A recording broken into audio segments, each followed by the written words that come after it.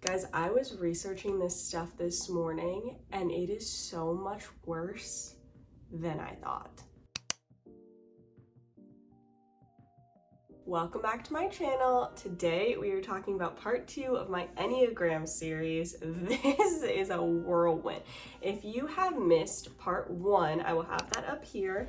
I highly recommend checking it out. It just is kind of like an overview of how the Enneagram works. If you're completely, if you're completely new to all this, you've never had any history with the Enneagram, you don't really know what it's about. So when I say that word, you're like, what in the world is that?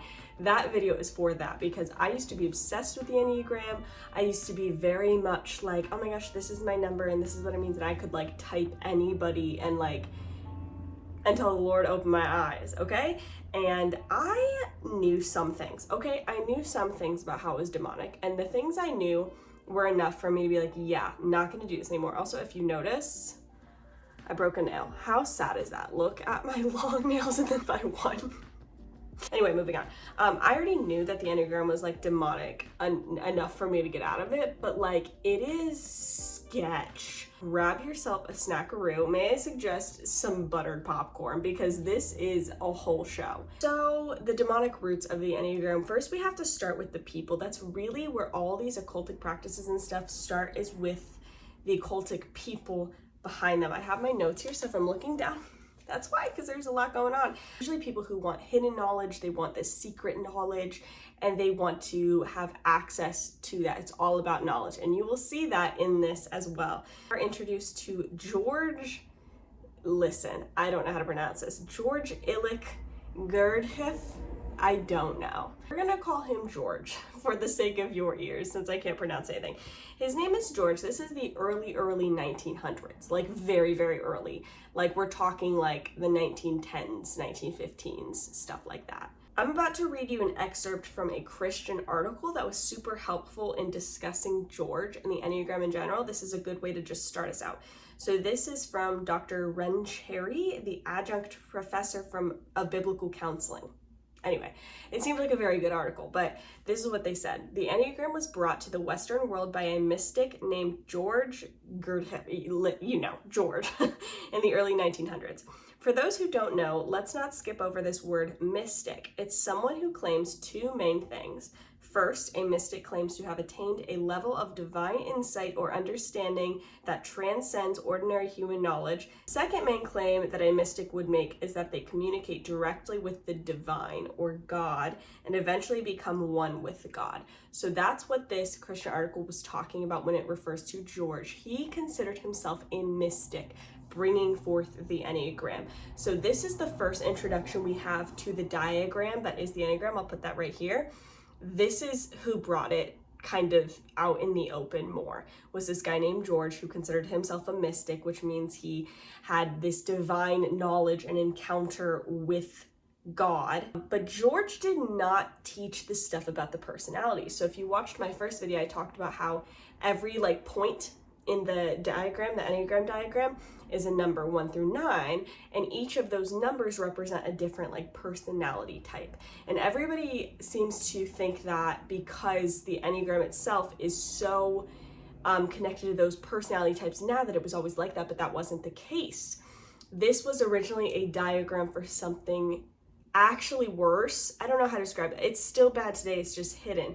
But I don't know if you guys watched my astrology video, but I briefly touched how astrology was originally created to actually communicate with demons. It was not even originally meant to be like this whole, oh my gosh, are you a Capricorn? This means this and this and this and this about you.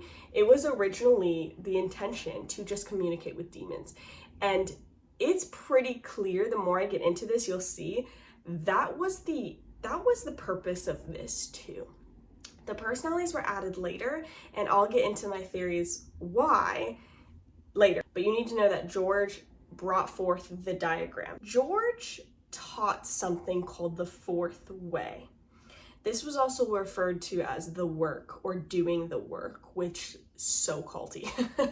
Every show I've ever watched, depicting cults or documentaries about cult, I feel like every single one, these cults refer to it as doing the work or something, and that's what he called the fourth way, was the work. The fourth way is basically this entire belief system that he created that teaches a bunch of stuff, but some of the main things is that it teaches that the soul is in the body, but it gets trapped by personality and stays dormant, which leaves that person not really conscious, even though he believes he is. So the idea is that you believe you're conscious, but you're not really conscious because your personalities are trapping the soul and preventing it from thriving. So this is very embedded in the entire like enlightenment movement. But George kept saying over and over and over, this is not the same as Buddhism, this is not the same as blah, blah, blah. This was the fourth way. So the reason it was called the fourth is because he said there are three other, I was trying to keep track because he was making claims, but then also kind of like dismantling his own claims, which happens a lot when you believe in like a relative truth, which he does in a lot of ways. But he was saying this is not like the other three main ways, which is like Buddhism and a couple other things. This is the fourth way. And the fourth way is not tied down to anything, basically relative truth. It's ever changing, but then it's also not, because you can't be a Christian. So clearly they don't believe in Jesus. The idea is that it's a very culty belief system that he kind of coined called the fourth way, and he taught a bunch of people this in the early 1900s. And he would teach that if you studied the fourth way and found a school for it and mastered it, then you would have some kind of afterlife. But otherwise, your soul would just stay asleep, because he believed that your soul is asleep, you're unconscious, because your personality is like holding it down. And so if you don't wake it up before you die, you won't have an afterlife. So basically, he was saying that like there's no definite way and that's why it's different, but also this is the only way for you to even have an afterlife.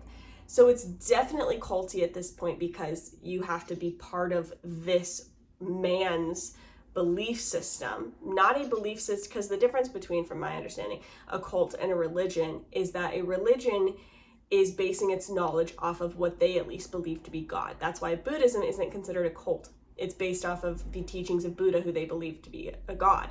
And things like, Islam and obviously Christianity and stuff like that. But when it's based off of the teachings of a person, that's when it gets culty.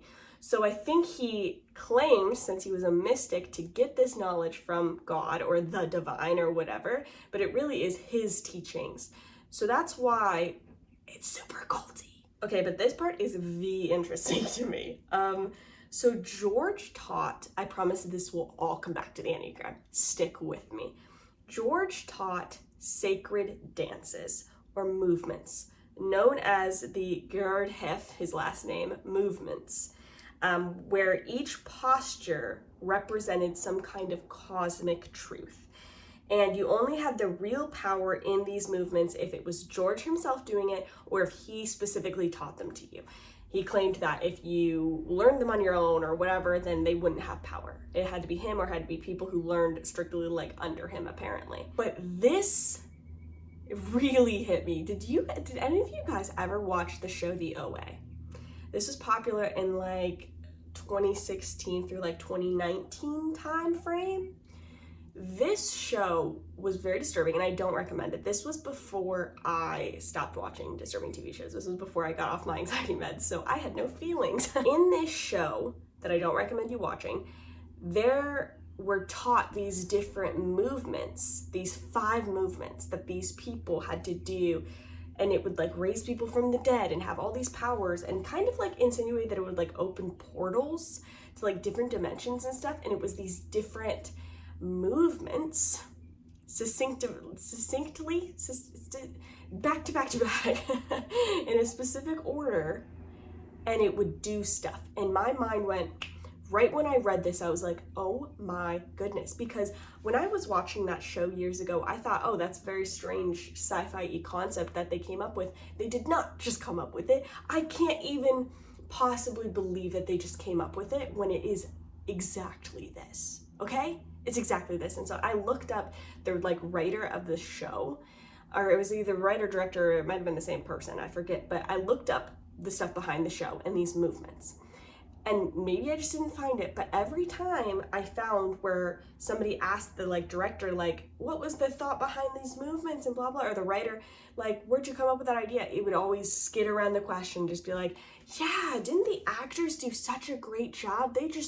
They were really, you know, carrying that and blah, blah, blah. He never said where he got it from. And I'm like, if I had money, which I don't, if I had money, I would put money on the fact that it was based off of something like this. Because these movements put together, oh my gosh, it's a whole thing, but basically the Enneagram diagram, the static, like the image of the Enneagram, is supposed to be an image form of what those movements represent.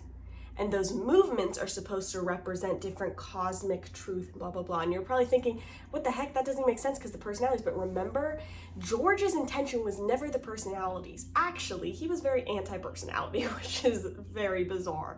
But before you think, oh, okay, then this is totally different. It's okay to do the Enneagram now. Wrong, okay? Hold up, just listen. This gets so bizarre. By the way, the OA, there's like, you can look up tutorials of those like 5 movements people do, and I'm like, please don't, like, please listen to me.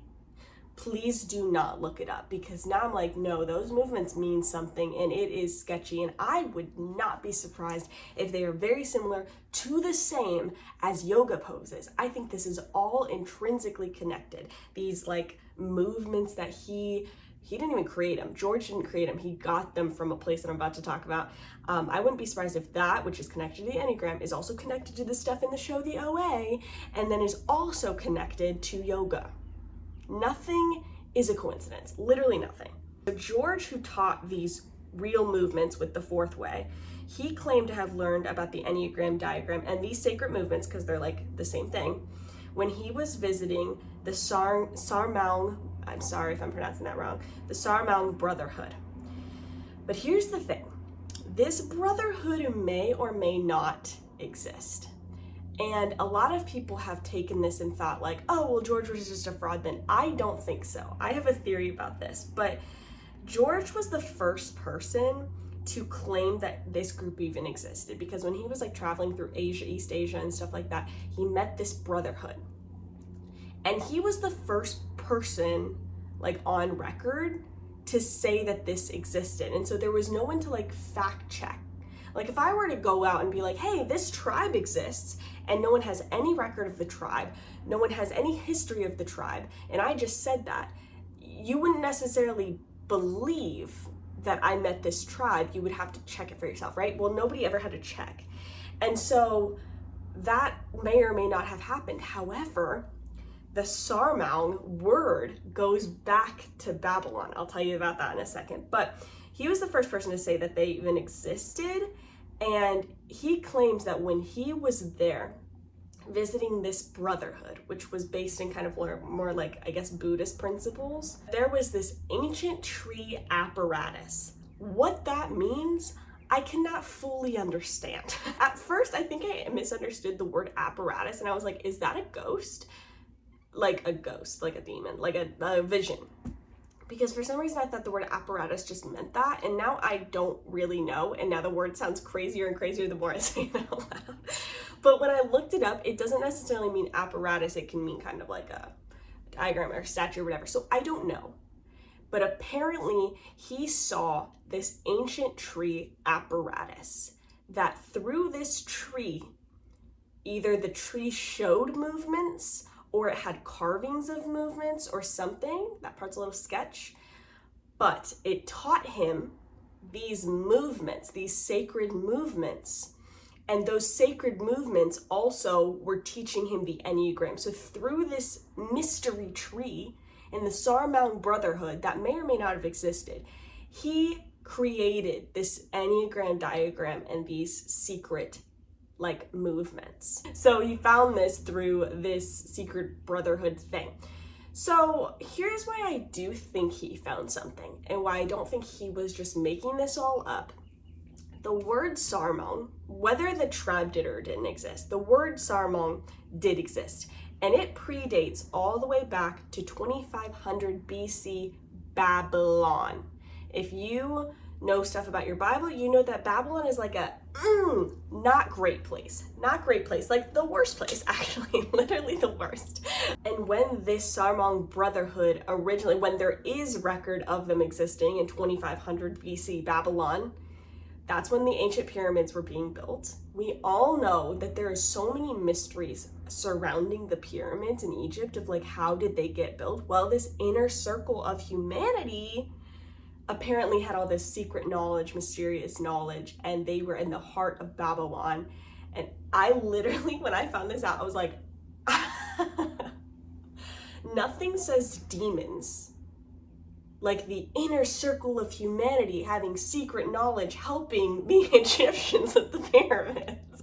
These people, this brotherhood, oh my gosh, how long would it be? It would be a long time, like 5,000 years later. Basically, in the 1900s, this brotherhood supposedly existed and taught George the movements and the enneagram and this symbol from ancient Babylon. So here's what I think. I think even if this tribe didn't exist anymore, I think he just talked to demons. I think he actually did think that he met with a tribe, whether they were or weren't. He met with somebody. I don't think he made up an ancient tree apparatus. You could have come up with a better story, right? But like, that was his story.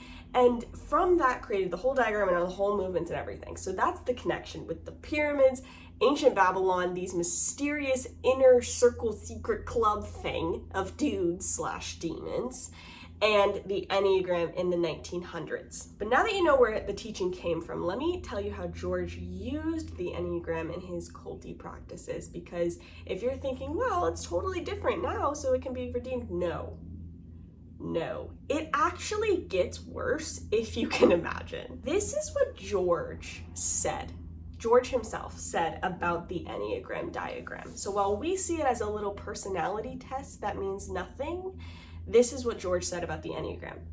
Quote, "The Enneagram is a universal symbol. All knowledge can be included in the Enneagram, and with the help of the Enneagram, it can be interpreted. A man may be quite alone in the desert, and he can trace the Enneagram in the sand, and in it read the eternal laws of the universe. And every time he can learn something new, something he did not know before." That's weird, right? We're over here thinking that this is some cute little diagram that somebody made that's just an easy way to tell if you're a 2-wing 3 or an 8-wing 7. And George is like, you know, all the knowledge of the world is in this diagram, right? You could drop a man in the desert, and if he could trace the Enneagram in the sand, he would have all the laws of the universe at his fingertips. And that diagram would help him interpret it. This was not created with the intention to be some silly thing. This was created to be like a mockery of the tree of knowledge. Like, this was created as a mockery of the Bible. This was created by demons. I don't think some dude would build his entire life and career around this diagram if he didn't actually believe what he was saying.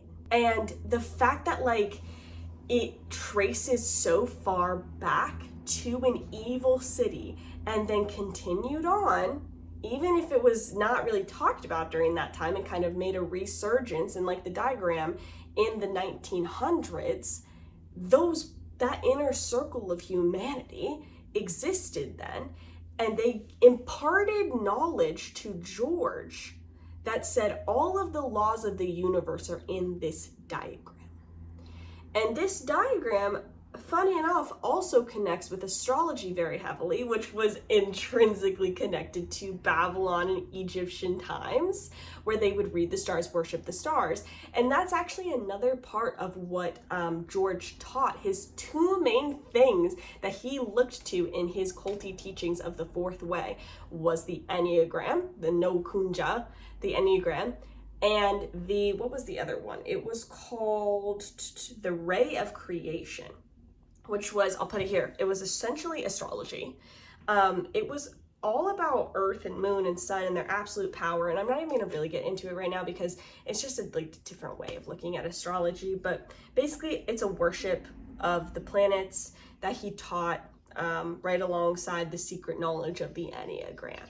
So he believed they're intrinsically connected. And what we saw in my first video I made was that astrology and the enneagram are literally on the same diagram. Why didn't I see any of it? And then another thing about the fourth way, his teaching, is that he follows the law of 7 and the law of 3. And what that means is kind of irrelevant, other than he thinks that there's this esoteric meaning to the patterns of 7 and 3, which we do know in the Bible there is symbolic meaning, God's symbolic meaning behind, 3 pairs of 3, 7, and, even numbers like 6 and stuff like that, that they do have meaning. But then, New Age and satanic, occultism, they twist it and they make sacred geometry, which is also what the Enneagram is based in. And they flip it to make it mean other things. Basically, there is a law of 3 and a law of 7. And the reason I bring that up is because in the Enneagram diagram, there are 3 main things. And I didn't know this, but the diagram is very intentional. So there is a circle, and that represents unity. There's an inner triangle, and that represents the law of 3, and it connects the number 3, 6, and 9, multiples of 3. And then there's a hexagon that represents the law of 7. So the Enneagram is not just founded in occultic practices, it was literally the root of George's entire cult. Everything about the Enneagram, the symbolism behind it, and the laws of this and that and the other thing, and that it has all this hidden secret knowledge, and it's basically this decipher tool used to translate all the laws of the universe. And if you're thinking, well, I'm not doing it for that reason, it doesn't matter. If you own a Ouija board and you use it as a freaking dinner plate, does that mean you should use a Ouija board as a dinner plate? No, it does not. It doesn't matter if you're using it for that or not. You shouldn't have it and you shouldn't use it for anything. And that's the same thing with this. You don't have the power to redeem things. Only God has the power to redeem things, and he does not redeem everything. He makes everything end up glorifying him in some way, but he does not necessarily change evil things to be not evil anymore. When it's the end, Satan will not have redemption in the sense of becoming a good angel again. He was the redemption. Jesus was the redemption for, his children. And when things are redeemed, it means that they will end up glorifying him no matter what. But when we say we can redeem something by making it not evil anymore, that is not in our power to do. We couldn't if we tried. We couldn't even save ourselves. Why do we think we can save evil things and make them not evil anymore? Oh, and one more fun little, Easter egg here. Remember how it all comes back to Egypt and the pyramids, and that sketchy brotherhood originated in 2500 BC in Babylon? And they helped Egypt and all that stuff. So guess how many false gods were worshipped in that exact same time in the main city of Egypt? 9. There were 9, and there are 9 numbers on the Enneagram.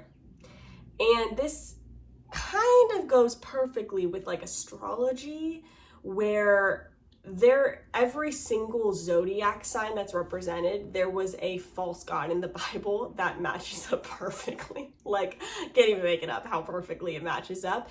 And I haven't looked into, because that'll be the next video when I go into the personalities of okay, well, if he was never for the personality thing, if George never matched up the personalities, where did that come to be? That was our good friend Claudio, and that will be in the next video. But point being, the different personalities, the 9 different personalities, we have a very strong reason to believe that no, it's not representing your personality, my personality, whoever's personality. It's representing demons. 9 points for a reason, and there were 9 main false gods that were worshipped during that time when this specific occultic brotherhood existed. The same one that years later George claims to have met, even though everybody's like, who the heck? What are you talking about? He claims, I saw them, I saw a tree, they gave me this knowledge, 9-pointed diagram, all these different things. In the next video, we're going to talk about Claudio, how he got the different numbers for the personality types through actual demonic possession. Not kidding at all. I hope you enjoyed this video. I hope it was very insightful for you. And if you did, please share it. Please share it on your Instagram. Please share it in a link to your friend. This stuff is really, really important. And I know because I fell for it for years. If this helped you at all, I would really, really appreciate you doing that. And I will see you guys for part 3. I love you so much. I'll see you soon. Bye.